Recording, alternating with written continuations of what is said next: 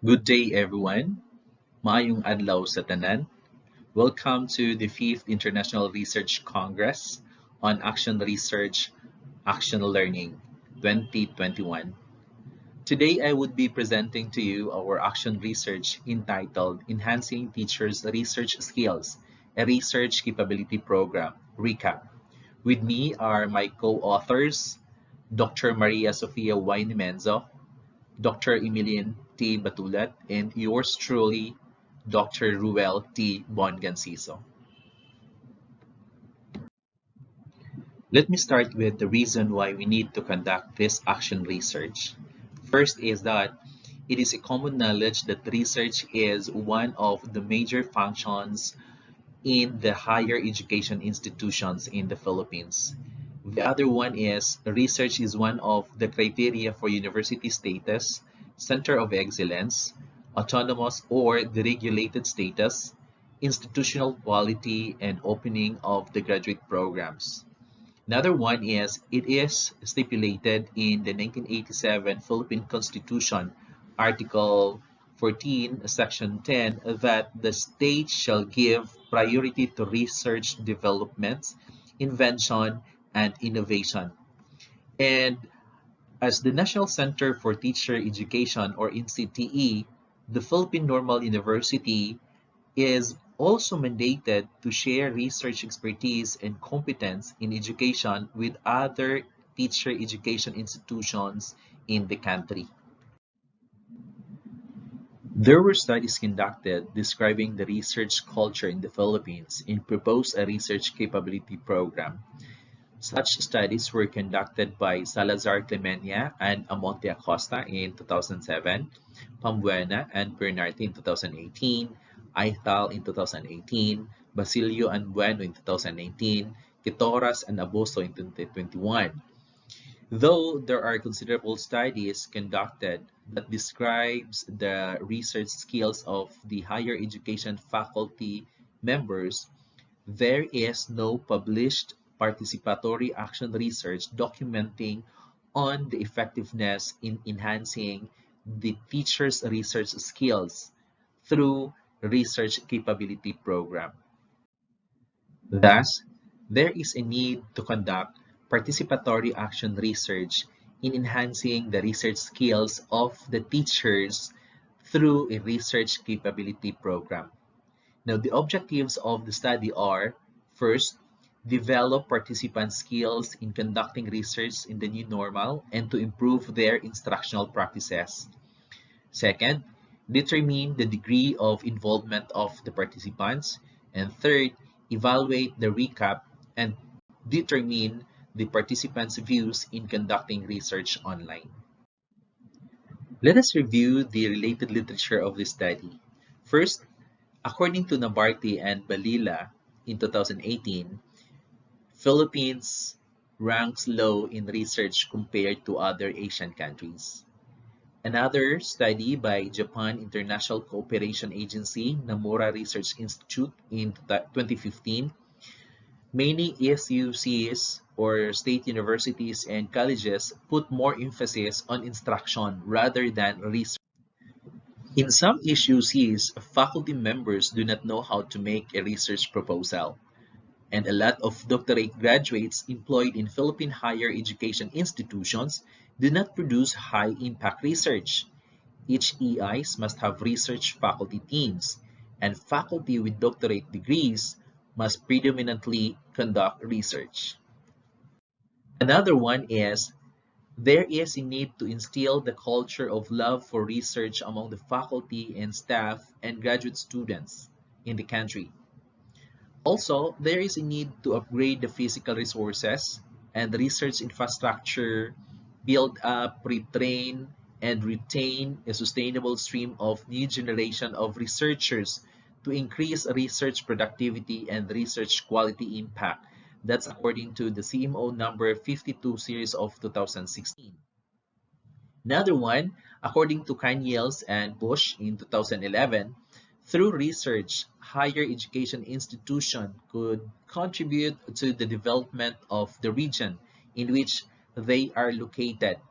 They are the sources of academic knowledge, providers of academic education, and regional system builders. The research design of the study is educational participatory action research. It is participatory because participants are involved in the planning of the research, in the planning of the program, in the implementation of the program, and up to the post-implementation of the program. There were 48 faculty members of the Philippine Normal University Visayas who were involved in this ReCAP or Research Capability Program. Now, the instruments that we used are observation checklists, program evaluation instrument, and participants' reflections. In the pre-implementation stage or the planning stage, we crafted a concept paper for the ReCAP, and then we conducted a consultative meeting with the administration and the participants. We presented the resource speakers, we set the schedule, and then we identified the topics. And during the implementation stage, we have, for the first session, this was conducted in November 25, 2020. The title of the first session was Enhancing Action Research Capabilities. And then on the second session, we have December 2 to 2020. It's all about research and research proposal writing. And the third session focused on the presentation and critiquing of participants' research proposal, and this was conducted in December 9, 2020. For the post-implementation or the study stage, we have evaluated the program, we consolidated the data, we analyzed the data, we report the results of the evaluation of the program to the participants of the study. For the data analysis tools, we use mean to determine the effectiveness of the program and to determine also the extent of participation of the participants in the program. We use the thematic analysis in analyzing the reflections of the participants. And then we use also Kendall's coefficient of concordance or the Kendall's W online calculator to determine also the agreement of the three raters in terms of their observations on the participants' participation in the program. For the results of the study, the first table shows the extent of participation of the participants by three raters. So there were three raters who rated the participants' participation. The participants were rated based on asking questions, clarification to the resource speakers, responding to the questions of the resource speakers, sharing insights and thoughts about research during the training, presenting a researchable topic during the training, presenting research proposal during the training, doing an assigned task, reporting an assigned task to the training, attending the training on time. Generally, all participants were active during the program. However, they were less active in the first session and moderately active in the second and third session. Table 2 shows the agreement of the three raters in the participants' degree of participation during the program. And the result is there is a strong agreement between or among the three raters, which means that the veracity on the claims of the raters that the participants were actively engaged during the program is valid. Table 3 shows the effectiveness of the program as evaluated by the participants. The program was evaluated by three categories. First, the content of the webinar. Second, the resource speaker. And the third is the technical aspects of the webinar.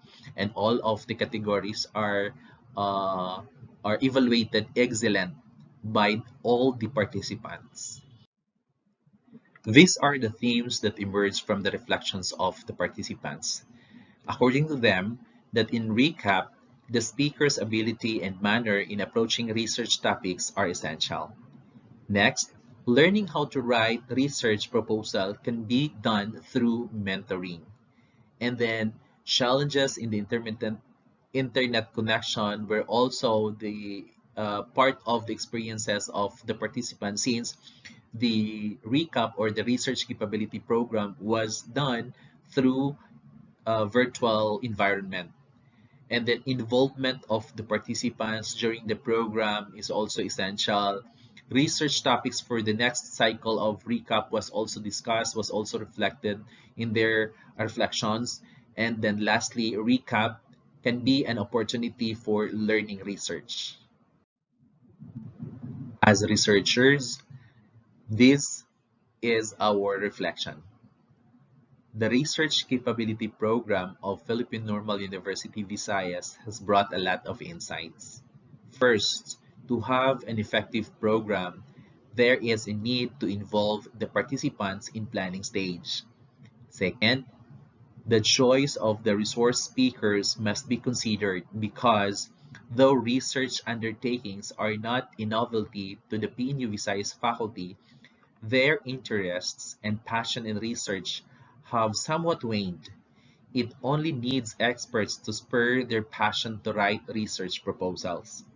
Lastly, through this program, 7 research proposals were collaboratively crafted. Hence, ReCAP can be a source of knowledge generation. It is recommended that another ReCAP shall be conducted focusing on the finalization of the research manuscript and writing for publication. Thank you so much, and here are our references. Thank you.